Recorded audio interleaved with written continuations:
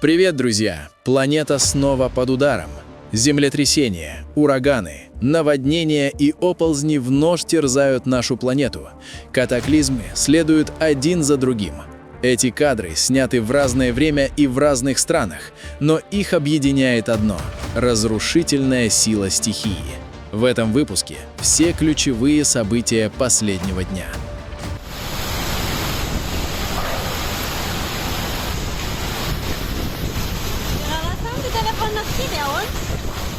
11 февраля на восточное побережье Мадагаскара обрушился разрушительный тропический циклон Гизани, ставший вторым серьезным ударом стихии по острову за текущий месяц.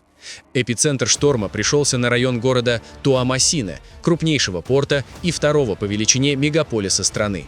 На пике активности Гизани соответствовал урагану третьей категории. Скорость порывов ветра достигала экстремальных 250 км в час, что привело к беспрецедентным разрушениям городской инфраструктуры. По данным Национального бюро по управлению рисками и катастрофами, жертвами стихии стали по меньшей мере 20 человек, большинство из которых погибли под обломками обрушившихся зданий.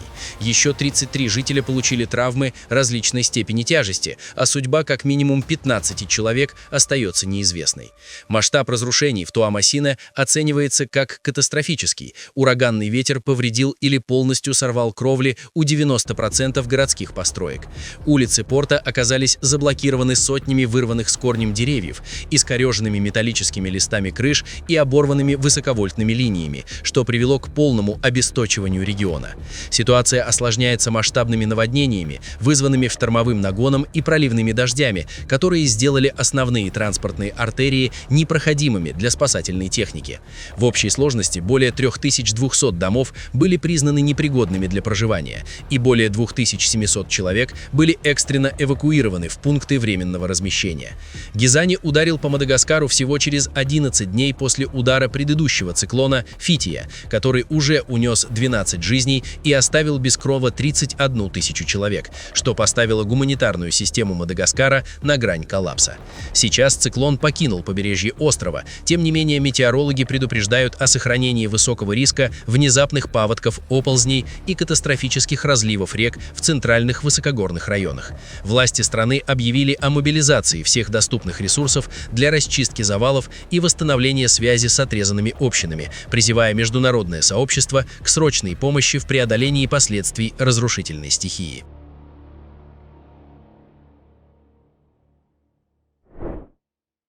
«12 февраля в Шанхае на оживленном перекрестке в районе строительства линии Цзяминь городского метрополитена образовалась гигантская воронка. Огромный провал в земной коре практически полностью поглотил участок дорожного полотна, парализовав движение транспорта и вызвав экстренную мобилизацию городских служб.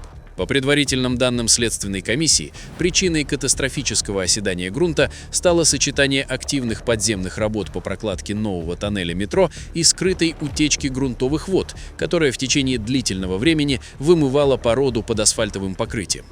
Разгерметизация водоносного слоя привела к потере несущей способности почвы, что и спровоцировало внезапный обвал многотонных масс земли в строящийся тоннель. Несмотря на серьезные размеры воронки и плотность застройки в районе ЧП, в ходе инцидента удалось избежать человеческих жертв и пострадавших. Все строительные работы на данном участке ветки Цзяминь остановлены. Инженеры проводят экстренную заливку провала бетонной смесью для стабилизации краев воронки и предотвращения повреждения соседних зданий и коммуникаций.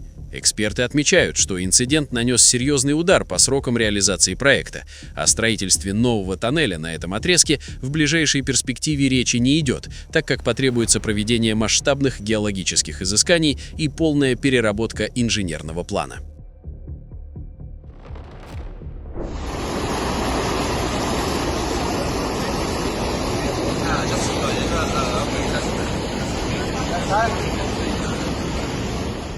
Португальский город Коимбра и прилегающие районы оказались в эпицентре масштабного природного бедствия, вызванного серией разрушительных штормов, включая недавние Леонардо, Марту и циклон Нильс.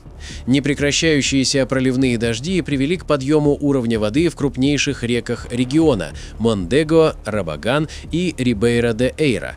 В районе Эйра небольшая река Рибейра-де-Эйра вышла из берегов из-за скопления мусора у моста, в результате чего были затоплены и повреждены 7 жилых домов. Однако основная угроза исходит от реки Мондего, расход воды в которой превысил 1700 кубических метров в секунду, что создало риск прорыва защитных дамб и катастрофического затопления низинных территорий. В связи с критической ситуацией власти Коимбры провели превентивную эвакуацию около 3000 человек из зон высокого риска на обоих берегах Мондего. Спасатели проводят подомовой обход и вывозят людей в специально организованные убежища.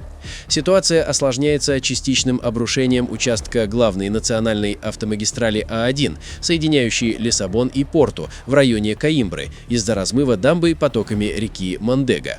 По всей стране число жертв зимних штормов с конца января уже достигло 16 человек. Правительство Португалии, столкнувшееся с критикой за медленную реакцию на предыдущие штормы, направило дополнительные ресурсы для укрепления береговых линий.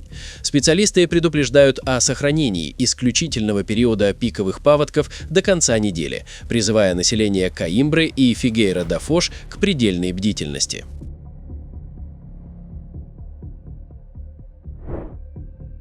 Вечером 10 февраля жители сразу нескольких штатов Среднего Запада США наблюдали, как ночное небо озарил ослепительный огненный болид.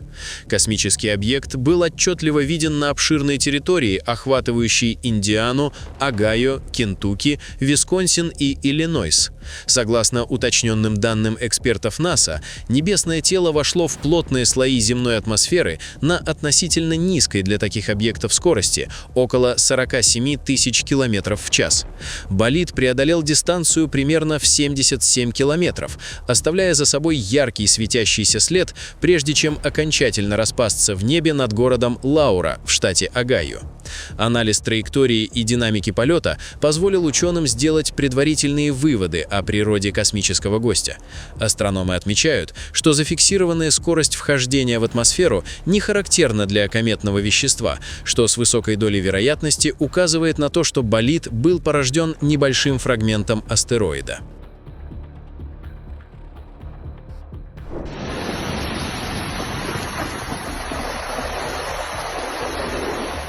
«12 февраля индонезийское регенство Богор в провинции Западная Ява столкнулось с катастрофическими последствиями экстремальных муссонных ливней, которые привели к одному из самых серьезных наводнений за последние годы. Эпицентром бедствия стала деревня Чиджаянти в районе Бабакан-Маданг, где в результате внезапного выхода местных рек из берегов и формирования мощных паводковых потоков с предгорий уровень воды поднялся до критических отметок.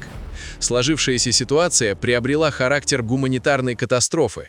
В низинных кварталах поселения паводковые воды достигли уровня крыш одноэтажных жилых домов, полностью поглотив имущество сотен семей. Скорость прибывания воды была настолько высока, что многие жители были вынуждены спасаться на верхних этажах строений или в экстренном порядке эвакуироваться на возвышенности, бросая транспортные средства и домашний скот. Разгул стихии парализовал транспортную инфраструктуру Бабакан-Маданга. Потоки воды, смешанные с илом, поваленными деревьями и бытовым мусором, перекрыли основные пути сообщения, сделав невозможным проезд обычной спасательной техники. Региональное агентство по ликвидации последствий стихийных бедствий совместно с волонтерами и полицией развернуло экстренную операцию для эвакуации людей, заблокированных в своих домах. Сообщается о массовых отключениях электроэнергии и связи в Чиджаянти.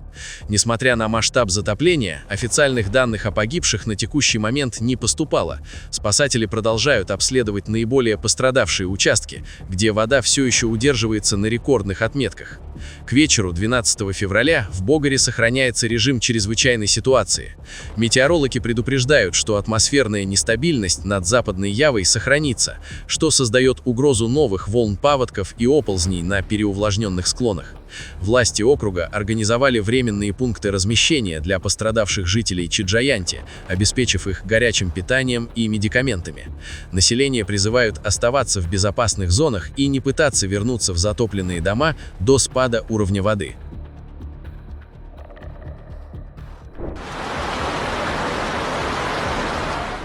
11 февраля крупнейшая фавела Латинской Америки Росинья, расположенная в южной зоне Рио-де-Жанейро, столкнулась с катастрофическими последствиями мощного субтропического шторма. Проливные дожди экстремальной интенсивности, обрушившиеся на город в среду, привели к мгновенному формированию разрушительных грязекаменных потоков, которые хлынули по крутым узким улицам и лестничным маршам. Из-за специфического рельефа и плотной хаотичной застройки ливневые стоки оказались моментально забиты мусором и илом, в результате чего главная артерия Эстрада да Гавия превратилась в бушующую реку, сметающую на своем пути припаркованные мотоциклы, торговые лотки и легкие конструкции. Уровень воды в низинных частях Росиньи поднялся до экстремальных отметок, затопив первые этажи жилых домов и создав прямую угрозу обрушению ветхих построек. Разгул стихии спровоцировал также серию опасных геологических процессов. Муниципальная система оповещения призвала тысячи жителей немедленно покинуть зоны высокого риска из-за угрозы масштабных оползней. В ряде секторов Росиньи было превентивно отключено электроснабжение, чтобы избежать случаев поражения током в условиях тотального затопления. Сегодня в регионе сохраняется режим чрезвычайной ситуации. Несмотря на то, что основная фаза ливня завершилась, почва на склонах холма Дойс-Ирманс остается предельно переувлажненной, что несет риск внезапного обвала грунта. Официальных данных о погибших не поступало, однако сообщается о значительном материальном ущербе и десятках семей, оставшихся без крова. В округе Тигал в индонезийской провинции Центральная Ява в деревне Падасаре в районе Джатинегара продолжает развиваться масштабный оползень. Согласно последним данным регионального агентства по ликвидации последствий стихийных бедствий, в результате медленного, но непрерывного смещения грунта, вызванного аномально затяжными муссонными ливнями, серьезные повреждения получили по меньшей мере 464 жилых дома. Общее число пострадавших от стихийного бедствия составило 2460 человек, которые столкнулись с угрозой полной потери жилья и имущества. Дестабилизация геологических пластов на холмистой местности привела к появлению глубоких трещин в фундаментах и стенах зданий, а также к разрушению дорожной сети и систем водоснабжения в пострадавшем районе. В эпицентре бедствия в Падасаре сотни семей были вынуждены покинуть свои аварийные дома и переместиться в пункты временного размещения, организованные в школах, мечетях и муниципальных зданиях. Эксперты отмечают, что движение почвы продолжается из-за предельного насыщения грунта влагой, что делает возвращение жителей в поврежденные постройки смертельно опасным. Ситуация в регионе осложняется труднодоступностью отдельных участков деревни, где оползневые массы перекрыли проезды, сделав невозможной доставку крупногабаритных грузов и оборудования. Власти округа Тигал официально ввели режим чрезвычайной ситуации в районе Джатинегара. Геологи ведут мониторинг скорости смещения пластов, предупреждая, что при сохранении интенсивных осадков площадь поражения может расшириться на соседние поселения.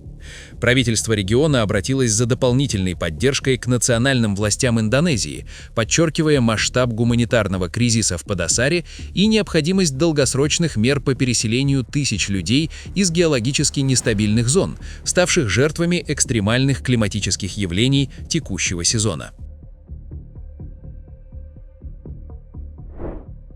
12 февраля в китайском городе Хэфэй в провинции Аньхой был официально зафиксирован новый мировой рекорд по количеству одновременно задействованных в световом шоу беспилотных летательных аппаратов. В ходе масштабной репетиции грандиозного представления к празднованию китайского Нового года в ночное небо одновременно поднялись 22 580 дронов. Это событие превзошло предыдущий мировой рекорд, установленный осенью 2024 года в Шэньчжэне, более чем в 2 раза. Тысячи светящихся точек, управляемых единым программным центром, с филигранной точностью формировали сложные трехмерные фигуры, от традиционных символов наступающего года и парящих драконов до детализированных архитектурных объектов и поздравительных иероглифов.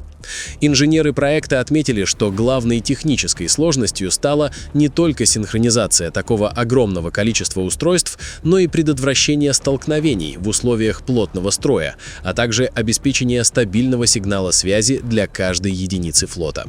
Использование инновационных алгоритмов позволило дронам двигаться плавно, создавая эффект бесшовной анимации, который был виден из самых отдаленных районов города.